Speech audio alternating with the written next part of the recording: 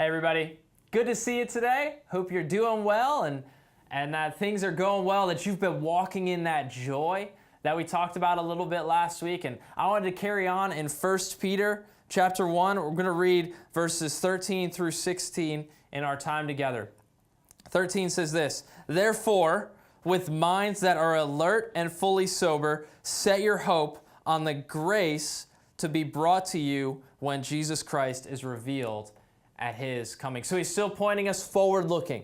That I'm alert, I'm sober, I'm not stuck in my pain, I'm not just trying to treat it with addictions or alcohol or whatever can numb me. I'm not hiding, I'm alert, I'm sober, and I'm looking forward to what God has for me, to the grace that Jesus is going to bring as I walk through these things. Now, sometimes if you just stay where you're at or if you just look backwards, you don't walk into the grace that he has for you. Grace is something that we walk into.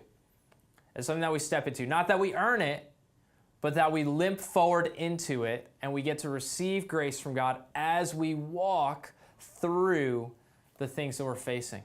So he says, look forward to that. Go after it. Have your focus on Jesus. Let that drive your strength. Let that lead you. And then, verse 14, that we would choose to live as Jesus has called us to. To live as Jesus lived. Here's what he says.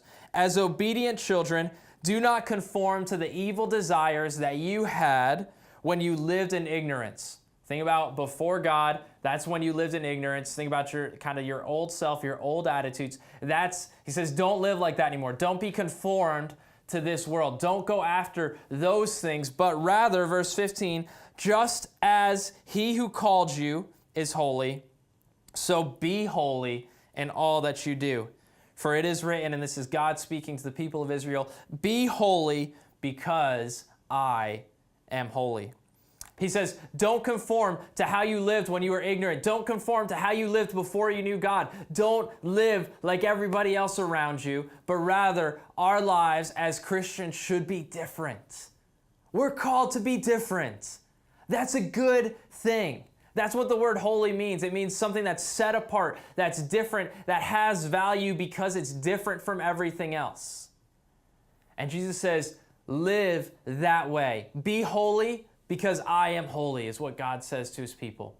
That we're called to be different, to be outside of the way that we used to live.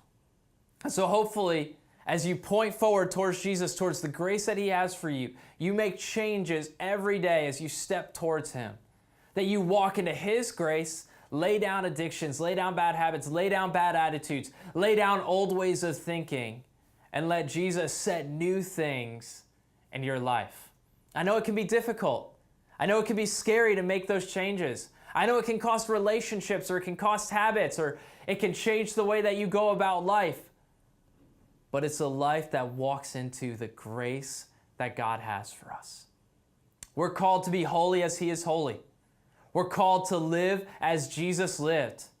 We're called to become who he created us to be.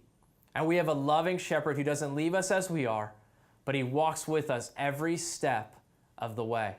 Let him guide you today. Let him walk with you today. Let him lead you, love on you, and set you apart to be different today.